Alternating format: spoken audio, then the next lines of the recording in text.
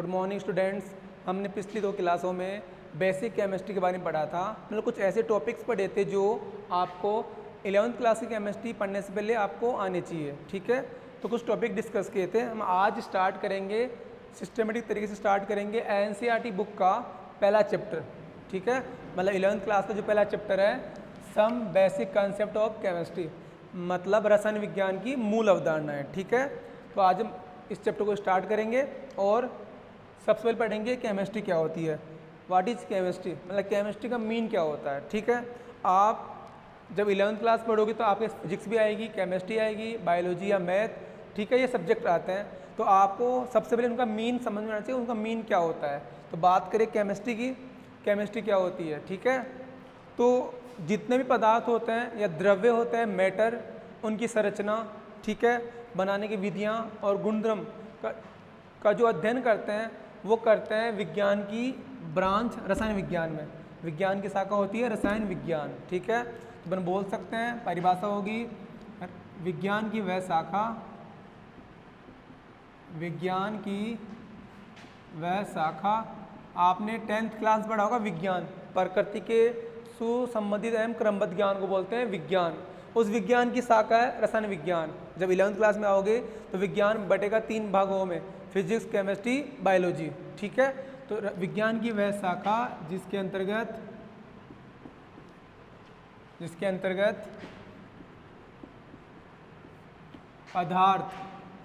पदार्थ का एक नाम और है द्रव्य, मैटर, पदार्थ की संरचना, गुणधर्म एवं बनाने की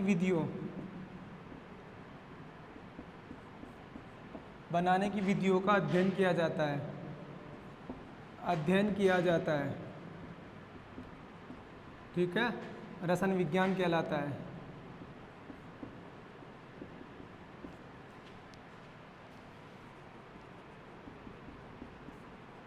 ठीक है। तो केमिस्ट्री का सिंपल मीन है, मतलब विज्ञान की वह शाखा जिसके अंतर्गत पदार्थ, द्रव्य की संरचना, गुणधर्म और बनाने की विधियों का अध्ययन किया जाता है, तो उसे बोलते हैं केमिस्ट्री, रसायन विज्ञान, ठीक है। अब बात करें केमिस्ट्री वर्ड किससे बना हुआ है, तो हम बात करेंगे, इंपॉर्टेंट लिख रहा हूं मैं, रसायन विज्ञान का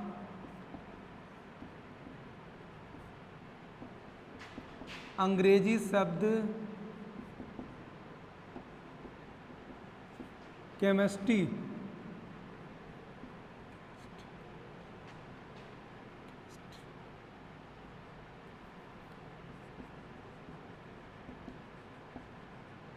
ठीक है। रसायन विज्ञान का अंग्रेजी शब्द केमिस्ट्री ग्रीक भाषा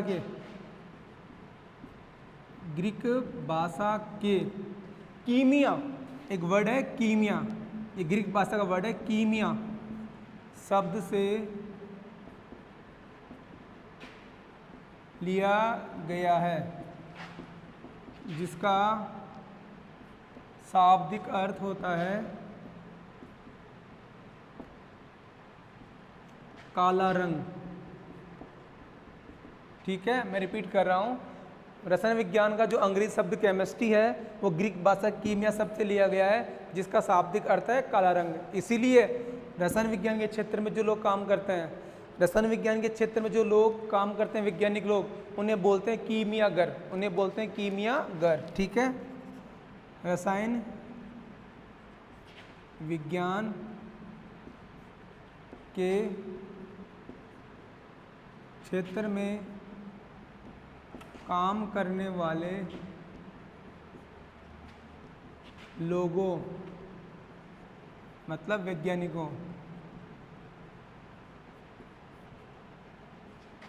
को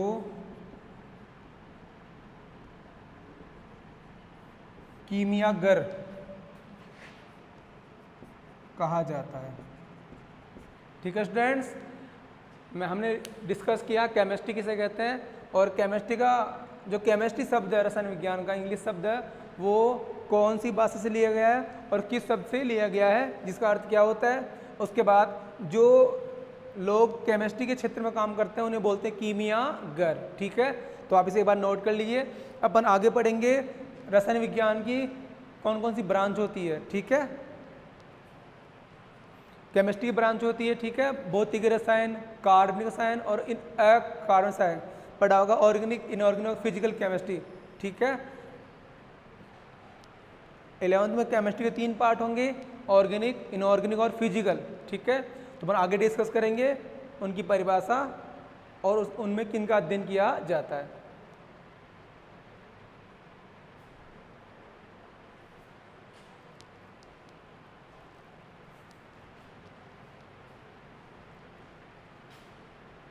ओके स्टूडेंट्स,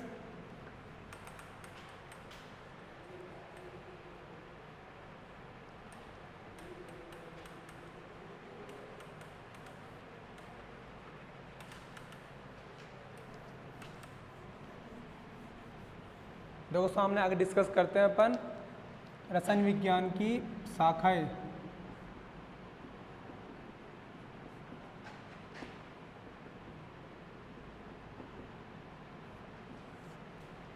ठीक है, मुख्यतः रसायन विज्ञान की 3 शाखा होती है इंपॉर्टेंट, भौतिक रसायन, कार्बनिक रसायन और अकार्बनिक रसायन, ठीक है। उसके अलावा कुछ शाखा और भी है, जैसे नाभिकीय रसायन, कृषि रसायन, ठीक है, जैविक रसायन, तो कुछ और भी शाखाएं जो भी केमिस्ट्री अकॉर्डिंग आती है, ठीक है। तो 1 बाय 1 पर डिस्कस करेंगे। पहला है भौतिकी रसायन,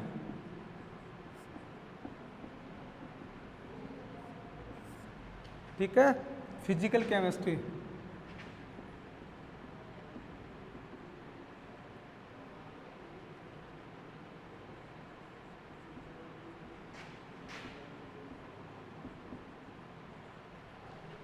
ठीक है।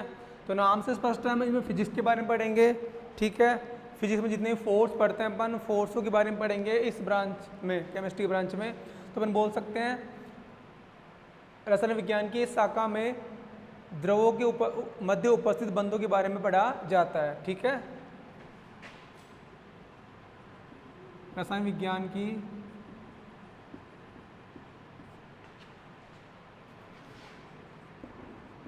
इस शाखा के अंतर्गत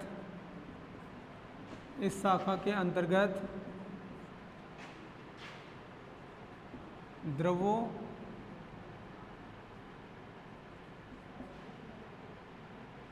या परमाणुओं के मध्य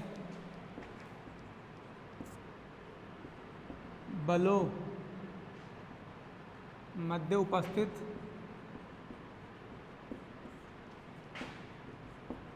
बलों का अध्ययन किया जाता है, ठीक है। मतलब तुम जानते हो कुछ परमाणु आपस में जुड़ते हैं, तो जुड़ने के लिए बीच में फोर्स होता है, उन फोर्स का अध्ययन करते हैं भौतिकी रसायन में, ठीक है। तो रिपीट कर रहा हूँ, रसायन विज्ञान की इस शाखा के अंतर्गत द्रव्यों या परमाणुओं के मध्य उपस्थित बलों का अध्ययन किया जाता है, ठीक है। बात करें सेकंड, कार्बनिक रसायन, ऑर्गेनिक केमिस्ट्री, ठीक है। तो ऑर्गेनिक केमिस्ट्री से मैं अपन अध्ययन करते हैं हाइड्रोकार्बन का, हाइड्रोकार्बन, ठीक है। मतलब कार्बन के सहसंयोजी युग का अध्ययन किया जाता है। इस केमिस्ट्री के ब्रांच में केवल कार्बनिक युग का अध्ययन करते हैं जो कार्बन और H से बने होते हैं, ठीक है। तो बोल सकते हैं रसायन विज्ञान की इस शाखा के अंतर्गत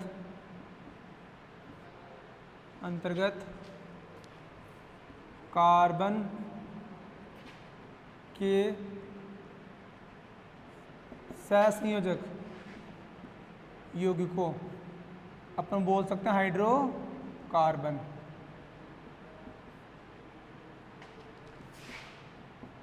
का अध्ययन किया जाता है, ठीक है। अब अध्ययन से मतलब है इन यौगिकों के गुणों के बारे में अध्ययन करते हैं, संरचना और बनाने की विधियों भी अध्ययन करते हैं, ठीक है। गुण, संरचना और बनाने की विधियां, ठीक है। तीसरी ब्रांच है अकार्बनिक रसायन, इनऑर्गेनिक केमिस्ट्री। अब इसमें अध्ययन करेंगे कार्बन के अलावा अन्य सभी तत्वों का, मतलब कार्बन को छोड़कर जितने भी तत्व हैं उन सबका अध्ययन करते हैं इनऑर्गेनिक केमिस्ट्री में। तो हम बोल सकते हैं रसायन विज्ञान की इस शाखा में इस शाखा के अंतर्गत कार्बन के अतिरिक्त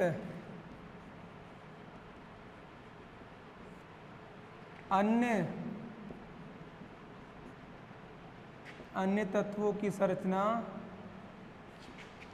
एवं गुणों का अध्ययन किया जाता है। ठीक है, तो ये मुख्यतः केमिस्ट्री की 3 ब्रांच है, फिजिकल केमिस्ट्री, ऑर्गेनिक केमिस्ट्री और इनऑर्गेनिक केमिस्ट्री। ठीक है, उसके बाद कुछ ब्रांच और भी होती है, उनको डिस्कस करेंगे अपन। कृषि रसायन, ठीक है, नाभिक रसायन और जैविक रसायन। ठीक है, आप इसका एक बार स्क्रीनशॉट ले सकते हो। ठीक है, आगे डिस्कस करेंगे अपन एक्स्ट्रा ब्रांच।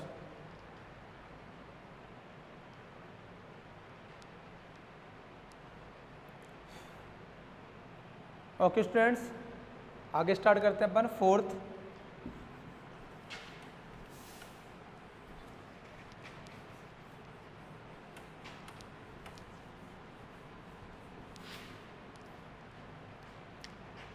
है नाभिकीय रसायन, रसायन विज्ञान की वह शाखा जिसके अंतर्गत, ठीक है, जिसके अंतर्गत, अब सामने देखो आपने दो घटना पढ़ी होगी, नाभिक विखंडन और नाभिकीय संलयन। वो दोनों घटना इसी केमिस्ट्री के अकॉर्डिंग होती है। रसायन विज्ञान की वह शाखा जिसके अंतर्गत परमाणु नाभिक से परमाणु ऊर्जा, परमाणु नाभिक से परमाणु ऊर्जा से संबंधित प्रयुक्त रासायनिक परिवर्तनों का अध्ययन किया जाता है। रासायनिक परिवर्तनों का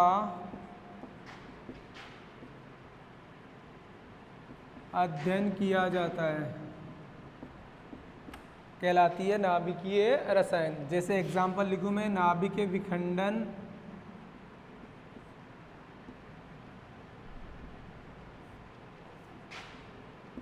एवं नाभिकीय संलयन। ठीक है, नाभिकीय विखंडन और नाभिकीय संलयन। नाभिकीय संलयन में 2 छोटे छोटे नाभिक जुड़कर एक बड़े नाभिक बदल जाते हैं। ठीक है, संलयन होता है, जबकि विखंडन में एक बड़ा नाभिक टूटकर 2 छोटे नाभिक में टूट जाता है। ठीक है, इसका एग्जाम्पल है परमाणु बम, इसका एग्जाम्पल है हाइड्रोजन बम। ये आगे पर पढ़ेंगे, डिस्कस करेंगे बाद में, फिजिक्स में आएंगे टॉपिक तुम्हारे। अगला है आगे 5वां, कृषि रसायन, एग्रीकल्चर केमिस्ट्री। ठीक है, यह न्यूक्लियर केमिस्ट्री है बच्चों, नाभिकीय रसायन, ये एग्रीकल्चर केमिस्ट्री है। ठीक है, तो इसके अकॉर्डिंग अध्ययन करते हैं रसायन विज्ञान की वह शाखा जिसके अंतर्गत मृदा,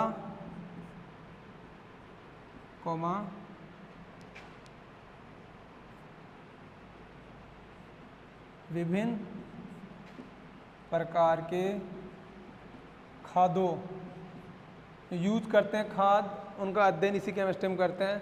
खादों का अध्ययन किया जाता है।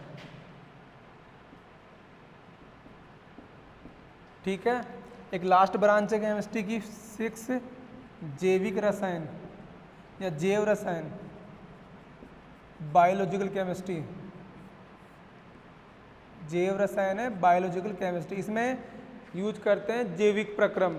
तो जो जैविक प्रक्रिया होती है इस केमिस्ट्री में आप अध्ययन करते हैं जितनी भी जैविक प्रक्रिया होती है जिनमें रासायनिक परिवर्तन होता है उनका अध्ययन किया जाता है। जैसे श्वसन होता है, ठीक है, उसमें अंदर बहुत सारी क्रिया होती है, उन सब का अध्ययन करते हैं अपन जैव रसायन में। मतलब जैविक क्रियाओं को संपन्न करने के लिए जो भी परिवर्तन होते हैं अपनी बॉडी के अंदर चेंजेज होते हैं उन सब का अध्ययन करते हैं जैव रसायन बायोलॉजिकल केमिस्ट्री के अकॉर्डिंग, ठीक है।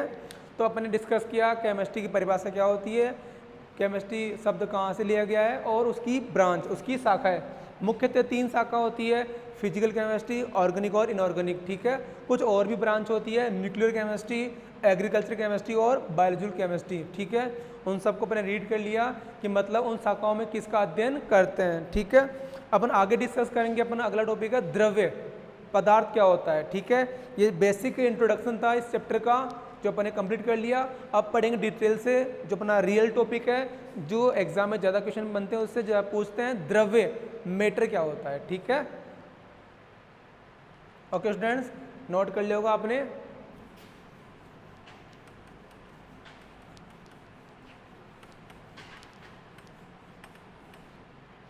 डिस्कस करते हैं अपन पदार्थ।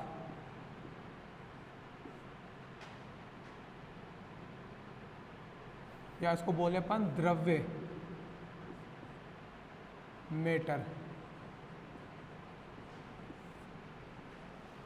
सिंपल बात करें, कोई भी ऐसी वस्तु जो स्थान घेरती है जिसका द्रव्यमान होता है वो होती है द्रव्य, ठीक है। चाहे आप उसको मार्कर को समझ लो, ये मार्कर जब आप रखोगे तो स्थान घेरेगा, इसका कुछ ना कुछ वेट होगा।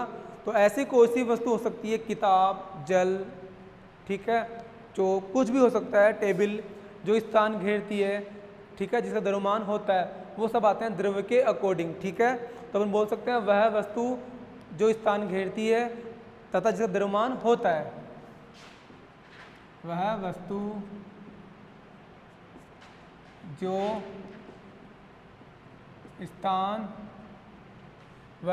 स्थान घेरती है तथा जिसका द्रव्यमान होता है द्रव्य या पदार्थ कहलाता है, ठीक है। एग्जाम्पल ले सकते हो आप, जल को आप किसी पात्र में भरोगे तो उसका स्थान घेरेगा, कुछ वेट भी होगा, जल। कोई पदार्थ, कोई धातु, लोहा,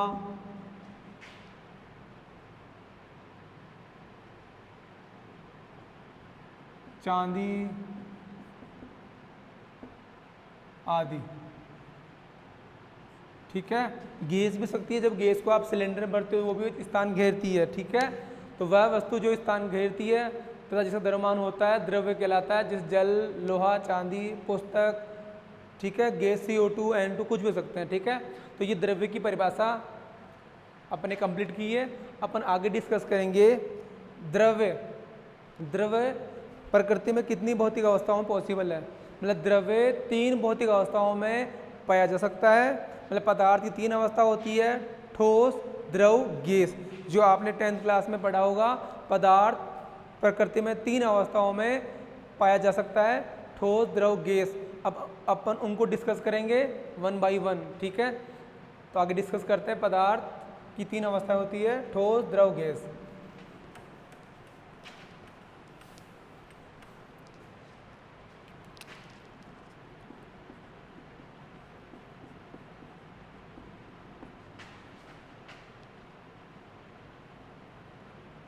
पदार्थ प्रकृति में 3 भौतिक अवस्थाओं में पाया जाता है। पहला है ठोस, दूसरा है द्रव, तीसरा है गैस, ठीक है। तो पदार्थ की 3 अवस्था होती है, ठोस, द्रव, गैस, ठीक है। इसे बोलते हैं इंग्लिश में सॉलिड, इसे बोलते हैं इंग्लिश में लिक्विड, तरल, इसे बोलते हैं गैस, ठीक है। बात करते हैं ठोस की। अब आप ठोस को पढ़ने से पहले आपको मैं एग्जाम्पल देके बता रहा हूँ। ठोस में जितने भी जो उसके अवयव कण होते हैं, पहली बात तो आपको बता दूँ, प्रत्येक पदार्थ कुछ ना कुछ कणों से मिलकर बना होता है, जिन्हें बोलते हैं अवयव कण। वो कण परमाणु हो सकते हैं, आयन हो सकते हैं और अणु भी हो सकते हैं, ठीक है। प्रत्येक पदार्थ कणों से मिलकर बना होता है। वो कण 3 प्रकार हो सकते हैं, अणु, आयन और परमाणु, ठीक है। तो ठोस अवस्था में क्या होता है, ठोस पदार्थ में जो अवयव कण होते हैं वो आपस में परबल बलों द्वारा निकटतम दूरी पर संकुलित होते हैं, मतलब पास पास जुड़े रहते हैं, पास पास अटैच होते हैं। इसलिए ठोसों का आकार और आयतन निश्चित होता है, ठीक है, बदलता नहीं है, क्योंकि अणु के मध्य परबल फोर्स है, ठीक है। तो ये ना तो गति कर सकते हैं, गतिशील भी नहीं होते हैं। तो अब इनका स्थान जो आकृति और वो आयतन होता है वो कांस्टेंट होता है, नियत होता है, ठीक है। जिससे माना कोई ठोस पदार्थ आपके पास है, उसको आपने यहाँ रखा, किसी भी बॉल या पेन या मार्कर को उठा के आपने यहाँ रख दिया, तो बताओ आकार या आयतन में कोई परिवर्तन होगा क्या? उतना ही रहेगा आकार, क्योंकि इसमें जो कण है वो ना तो मूवमेंट कर सकते हैं, तो बीच में प्रबल फोर्स कार्य कर रहा है, ना इनके मध्य कोई स्पेस है जिससे वो आगे पीछे हो सकते हैं, ठीक है। जबकि द्रव में बात करें, द्रव में क्या होता है, जो अवयव कण होते हैं वो ठोस की तुलना में थोड़े दूर दूर होते हैं, जैसे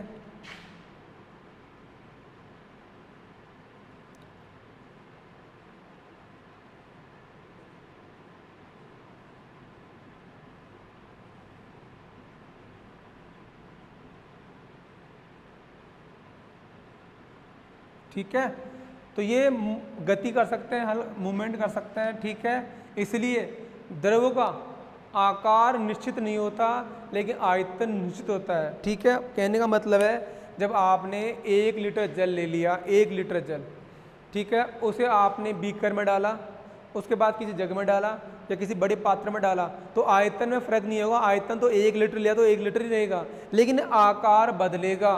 अगर आपने बीकर में डाला तो बीकर का आकार ले लेगा, अगर आपने बाल्टी या किसी बर्तन डाला तो उसका आकार ले लेगा, ठीक है। तो देखो, जैसे बीकर है,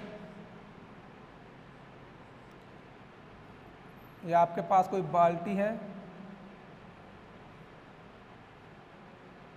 या आपके पास कोई बड़ा पात्र है, जल डालोगे, माना 1 लीटर यहाँ तक भर गया, ये बोतल के आकार में, माना बाल्टी आधी भरी है तो V सेम आ जाएगा, और ये पात्र माना इतना सा भरा है।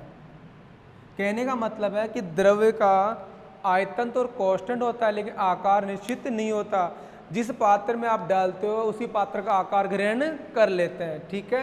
बात करें गैस की, गैस में जो अवयव कण होते हैं वो बहुत दूर दूर होते हैं, ठीक है, मतलब उनकी गति ऊर्जा अधिक होती है, हर संभव दिशा में गतिशील होते हैं, हर संभव दिशा में गति करते रहते हैं, ठीक है। तो गैस के अणु की जो गति ऊर्जा होती है इन दोनों तुलना में अधिक होती है, और गैस का न तो आकार निश्चित होता है न आयतन निश्चित होता है, क्योंकि ये गतिशील होते हैं, इनके मध्य स्पेस भी होता है, तो इनका आकार आयतन दोनों बदल सकते हैं, ठीक है। अगली बात, ठोस असंपीड्य होती है, मतलब ठोस पे आप दाब नहीं लगा सकते, ठोस को दबाने से कोई प्रभाव नहीं पड़ेगा, क्योंकि इन अणुओं के बीच में कोई स्पेस नहीं है, तो ये असंपीड्य होते हैं। जबकि गैस संपीड्य होती है, संपीडित होती है, ठीक है, मतलब गैस के अणुओं को आप दबाकर पास पास लाकर किसी पात्र में फिल कर सकते हो। जैसा आपने देखा होगा, अपने घरों में सिलेंडर यूज़ करते हैं, उसमें गैस अवस्था होती है, और मैंने बताया गैस के अणु दूर दूर होते हैं, तो वहाँ पर गैस को संपीडित करके किसी पात्र में भरा जाता है, तो अपन बोल सकते हैं गैस संपीड्य होती है, गैस संपीड्य होती है, ठीक है। तो अपन डिस्कस करते हैं 1 बाय 1, तो अपन लिखते हैं, अपन परिभाषा लिखते हैं तीनों की। तो देखो सामने, पदार्थ की वह अवस्था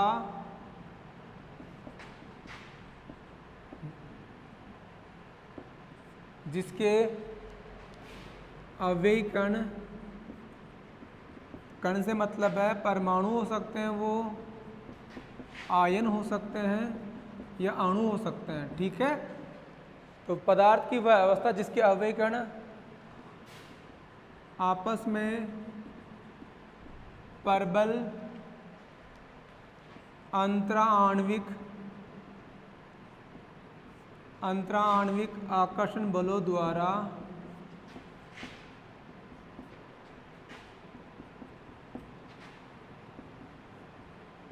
निकटतम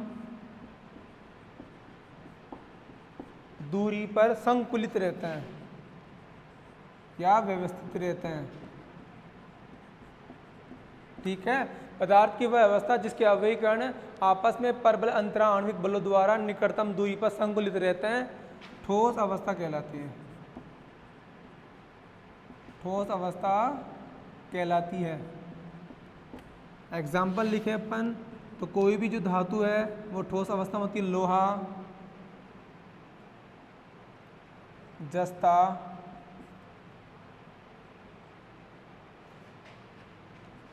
कॉपर, कॉपर को बोलते हैं तांबा आदि ETC। ठीक है, तो एग्जाम्पल होंगे लोहा, जस्ता और तांबा। ठीक है, आगे अपन डिस्कस करेंगे ठोसों की विशेषता, मतलब ठोसों में कौन कौन सी प्रॉपर्टी होती है। आप एक बार ठोस की परिभाषा को नोट कर लीजिए।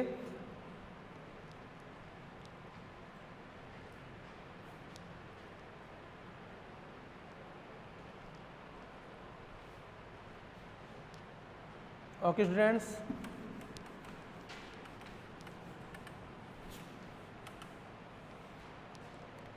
डिस्कस करते हैं विशेषताएं, या कुछ पॉइंट लिख रहा हूं ठोस के। पहला, ठोसों का आकार एवं आयतन निश्चित होता है, मतलब आकार आयतन कांस्टेंट होता है। दूसरा है ठोस असंपीड्य होते हैं, असंपीड्य होते हैं, मतलब ठोस पर दाब का प्रभाव नहीं होता है। तीसरा है ठोसों के अवयव कणों की गतिज ऊर्जा नगण्य होती है, मतलब न के बराबर। ठीक है, ठोसों के अवयव कणों की ऊर्जा नगण्य होती है। फोर्थ है ठोस तन्य आघात वर्धनीय एवं कठोर होते हैं। ठीक है, मतलब तन्य मतलब आप इन्हें खींच कर लंबा कर सकते हो। आघात वर्धनीय मतलब पीटने में आवाज करते हैं। कठोर मतलब मजबूत होते हैं। ठीक है, लास्ट पॉइंट है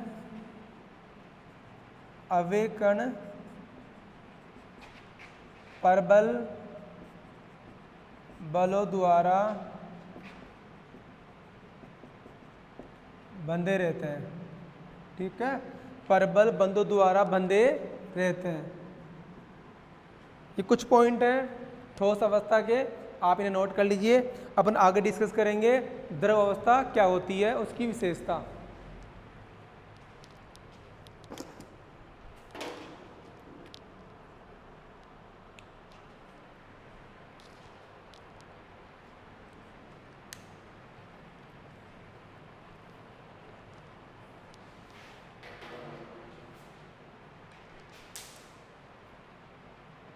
ओके स्टूडेंट्स,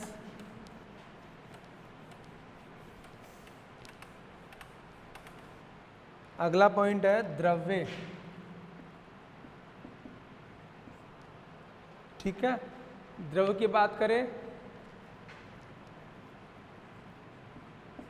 इसमें जो अवयव कण होंगे वो ठोसों की तुलना में दूर होंगे, लेकिन गैस की तुलना में नजदीक होंगे। तो हम बोल सकते हैं पदार्थ की वह अवस्था जिसके अवयव कण ठोसों की तुलना में दूर एवं गैस की तुलना में पास पास स्थित होते हैं। ठीक है। पदार्थ की वह अवस्था जिसके अवयवी कण ठोसों की तुलना में दूर एवं गैस की तुलना में पास पास स्थित होते हैं, द्रव अवस्था कहलाती है। ठीक है, आप इसे एक बार नोट कर लीजिए। आगे पढ़ेंगे द्रवों की विशेषताएं। द्रवों की विशेषताएं,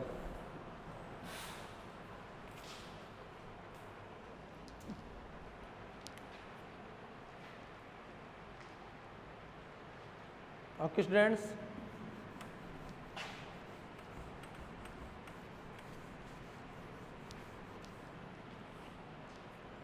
पहली विशेषता है द्रवों का आयतन निश्चित होता है।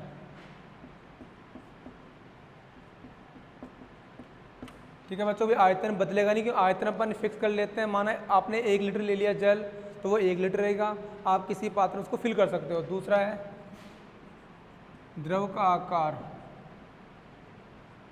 निश्चित नहीं होता है।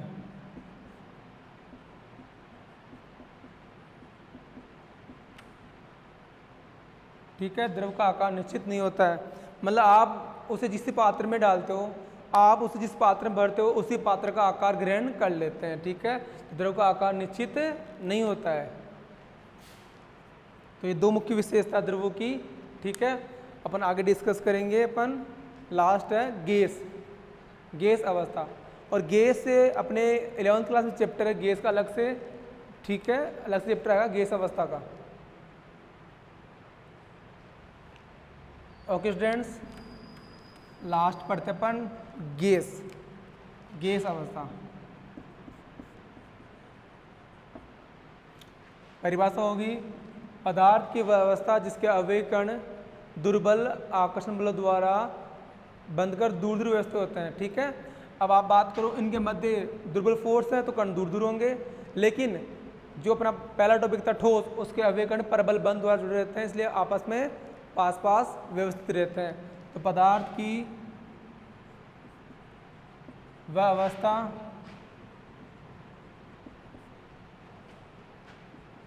जिसके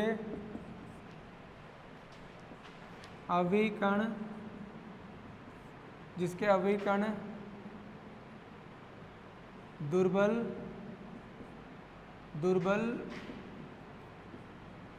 अंतराण्विक बलों द्वारा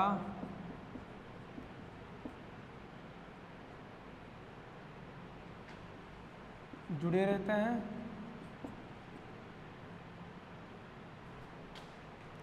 एवं दूर दूर व्यवस्थित होते हैं। ठीक है, पदार्थ की वह अवस्था जिसके अवयवी कण दुर्बल अंतराण्विक बलों द्वारा बंधे रहते हैं तथा दूर दूर व्यवस्थित होता है। यहाँ पर आप बंधे भी कर सकते हो, मतलब आपस में फ्यूज रहते हैं। अब बात करें विशेषता की। पहला पॉइंट है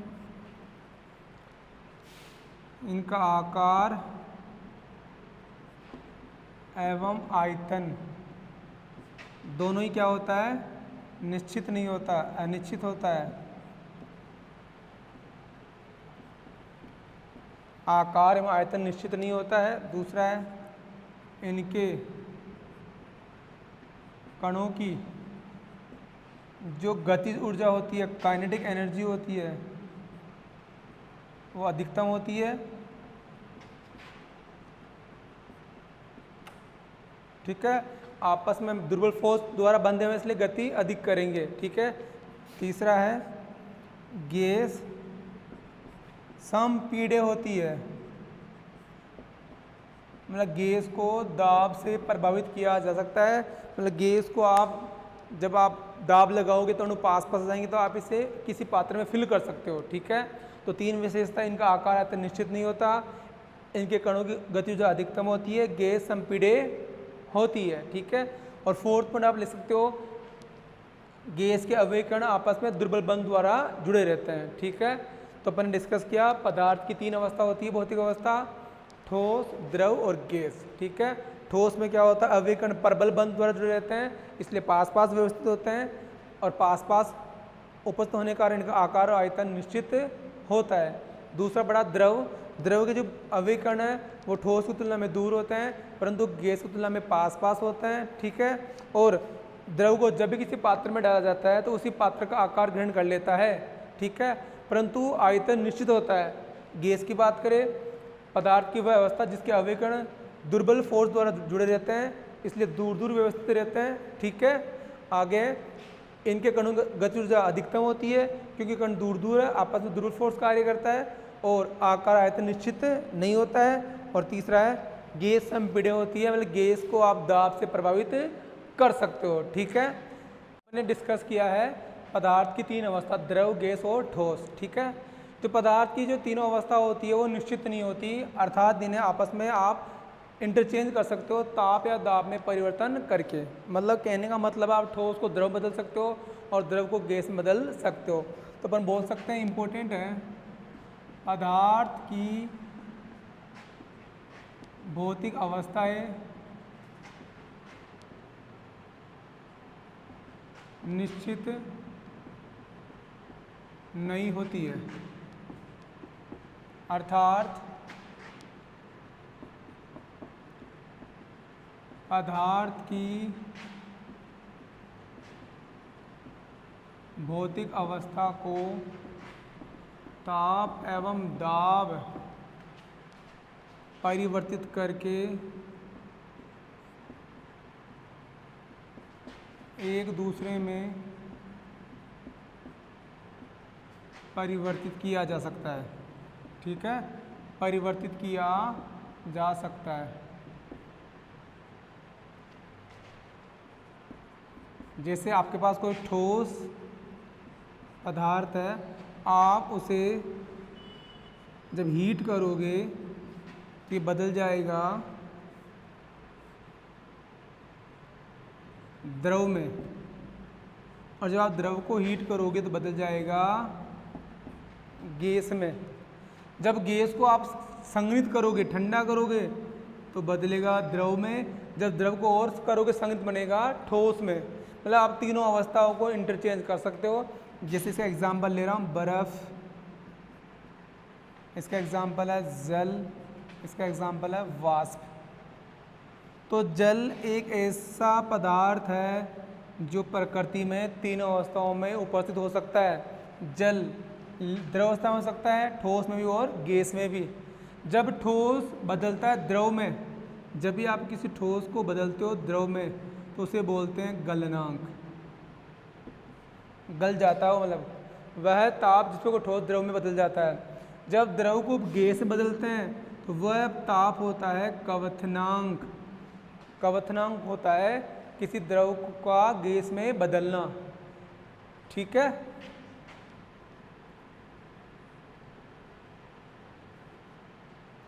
जब किसी गैस को बदलते हो द्रव में तो उसे बोलते हैं संघनन, कंडेंसेशन। जब गैस ठंडी होगी तो बनेगी द्रव में, और जब कोई द्रव ठोस में जमता है उसे बोलते हैं हिमांक या जमन। ठीक है, तो कहने का मतलब है पदार्थ की भौतिक अवस्था निश्चित नहीं होती, ये एक दूसरे में कन्वर्ट हो सकती है ताप और दाब में परिवर्तन करने के बाद। ठीक है, तो मैंने देखा ठोस को बदला द्रव में, द्रव बदला गैस में। जब आप इस ठोस को हीट करते हो तो बनेगा द्रव, द्रव को और हीट करते हैं तो बनेगी वाष्प मतलब गैस। ठीक है, और ऐसा पदार्थ केवल जल है जो प्रकृति में तीनों अवस्थाओं में पाया जा सकता है, ठोस भी, द्रव भी, गैस भी। ठीक है, आज इतना ही।